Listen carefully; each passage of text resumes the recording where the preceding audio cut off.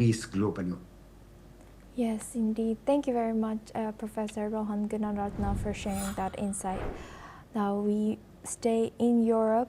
Police have now identified the assailant involved in yesterday's deadly attack outside a synagogue in Manchester. He has been named as Jihad Al-Shamie, who is a British citizen of Syrian descent. According to police reports, Al-Shamie drove a vehicle into bystanders outside the Heaton Park Hebrew Congregation Synagogue before attacking people with knife. He was shot dead by police at the scene yesterday. Additionally, Greater Manchester Police have arrested 3 others in connection with this incident, which has been declared as a terrorist attack. Furthermore, Prime Minister Sir Keir Starmer has condemned the Manchester attack, which took place on Yom Kippur, the holiest day in the Jewish calendar. Let's listen in. And while this is not a new hate, this is something Jews have always lived with, we must be clear. It is a hatred that is rising once again, and Britain must defeat it. But Britain is also a country where Jewish buildings, synagogues, even schools require round-the-clock protection, where dedicated specialist security is necessary because of the daily threat of anti-Semitic hatred. And so I promise you that I will do everything in my power to guarantee you the security that you deserve, starting with a more visible police presence protecting your community. British Prime Minister has further announced that additional police resources will be deployed at synagogues across the country. British Home Secretary Shabana Mahmood has also spoken on this incident, describing it as a horrific anti-Semitic terror attack. Let's listen in. I am horrified by the anti-Semitic attack, terrorist attack at a synagogue on the holiest day in the Jewish calendar. My prayers are with the victims and the families of all of those who are murdered here today. I want to thank the police and all of the emergency services for the speed of their response and also for their considerable bravery. The government has stepped up security at synagogues across the whole of the country, and we will do whatever is required to keep our Jewish community safe. I know that there are many questions that are still to be answered, and rest assured they will be answered as quickly as possible. It will just take a little time for us to establish exactly what has happened here, but we will share more information as soon as we are able to. What I do want to say is, to those who seek to divide us, they will fail. The synagogue attack has left 2 Jewish people dead and 3 others injured, including one stabbing victim, one struck by the vehicle, and another hurt during police action. Meanwhile, India's External Affairs Ministry, through spokesperson Randir Jaiswal, has condemned the attack as a heinous act and called for global unity against terrorism. Moreover, French President Emmanuel Macron has also expressed solidarity with the victims and has reaffirmed France's commitment to fighting anti-Semitism.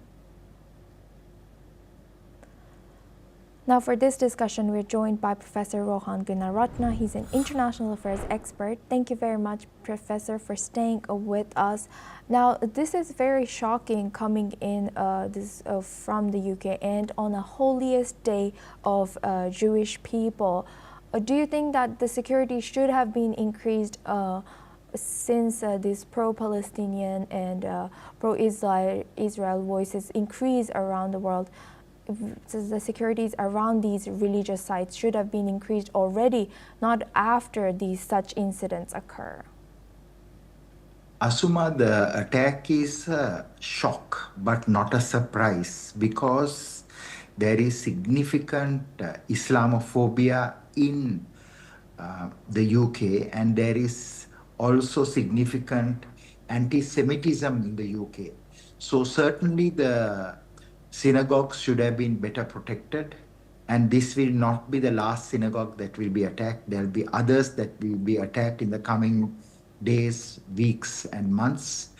And the Jewish people have been very careful. In fact, the rabbi of that synagogue prevented the terrorist, that is Jihad Al-Shamie, from entering into the synagogue. That was his intention. He closed the doors very quickly, otherwise more people would have died. And of course, the British police are very good. They responded within 6 minutes into the incident, and they efficiently neutralized the terrorist. But the key message is this: if you allow protests, and these protests are currently radicalizing the people of Britain, then the British government will have to think carefully of what is being said in these protests, what kind of boards are being paraded in these protests, who is organizing these protests. Are these protests calling for the release of the hostages?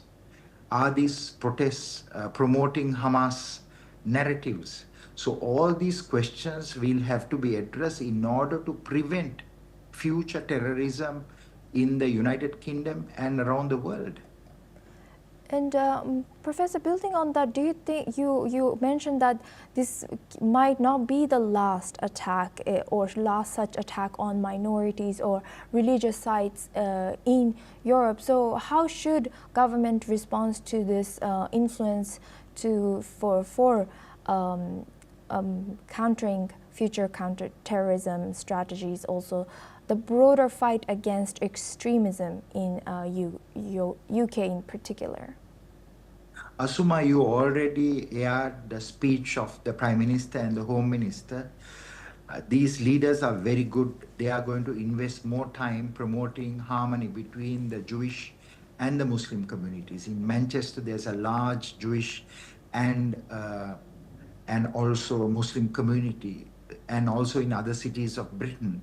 So inter-ethnic, inter-religious, interfaith understanding is crucial. Also, we have to ensure that the online space doesn't incite violence.